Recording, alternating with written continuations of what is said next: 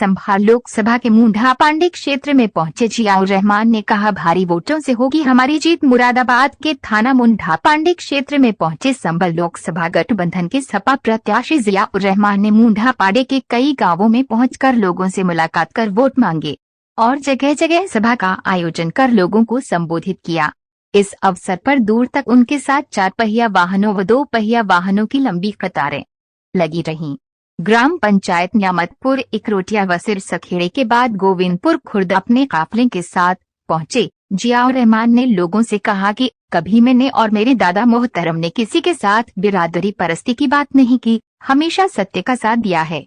चुनाव में आने का मेरा मकसद विधायक या MP बनना नहीं है, बल्कि मैं कौम की रहबरी करना चाहता हूं और यही वजह है कि मुझे सारे मजहबों व सारी बिरादरियों की हमदर्दी व मोहब्बत मिल रही है और सभी ने मुझसे वादा किया है कि हम तुम्हारे साथ हैं। और आगे बोलते हुए जियाउर रहमान ने कहा कि मेरे दादा मोहतरम शफीकुर रहमान वक्त साहब ने हमेशा किसी एक बिरादरी के लिए आवाज नहीं उठाई, बल्कि पूरी कौम के लिए आवाज उठाई है और मेरा मकसद भी दादा के नक्शे कदम पर चलना है। सभा के बाद जियाउर रहमान के चारों दिशाओं में सेल्फी लेने वालों की भीड़ लगी रही। गमजदों के वास्ते गमखार होना चाहिए और जिंदगी जीने का एक मयार होना चाहिए।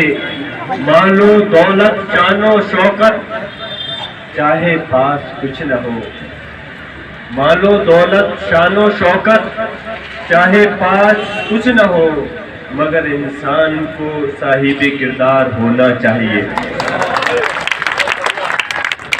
आज आपके दरमियान में हाजिर हुआ हूँ वोटों के लिए। यकीनन लोकसभा का इलेक्शन का वक्त बहुत कम बचा है और लोकसभा का क्षेत्र बहुत बड़ा होता है और कोई भी प्रत्याशी हो किसी भी क्षेत्र के अंदर, मैं इस बात को गारंटी के साथ कह सकता हूँ, अकेला खुद प्रत्याशी पूरी लोकसभा में जो 1-1.5 महीने का वक्त होता है उस 1.5 महीने के अंदर हर जगह पर नहीं पहुंच सकता। मैं आज आपके दरमियान में हाजिर हूँ और ऐसा नहीं है पहले भी आपके आता जाता रहूं। मेरी आपसे दरखास्त है कि ये इलेक्शन अपने आप में एक खासियत रखता है और इस इलेक्शन के अंदर आपको ये सोचना होगा कि सिर्फ लोकसभा का चुनाव के मद्देनजर से नहीं देखना,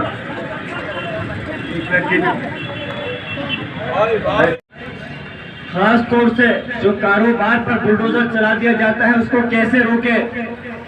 हमारे इस प्रदेश और देश में जो कयादत, जो रहनुमाई को कम करते हुए खत्म करने की कोशिश हो रही है उसको कैसे रोके।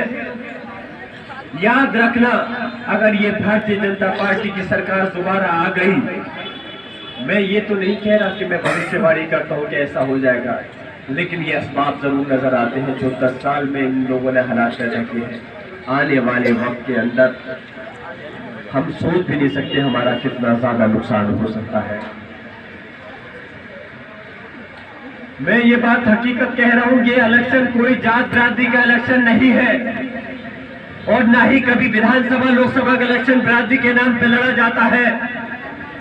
मैं आपसे पूछना चाहता हूं, विधानसभा और लोकसभा को तो छोड़िए, कोई मुझे ये बता दिए प्रधानी का चुनाव भी कोई आदमी एक अगर बिरादरी के नाम पे जीत जाए तो ठीक है, जियाउर रहमान पर विधानसभा से भी इस्तीफा दे देगा।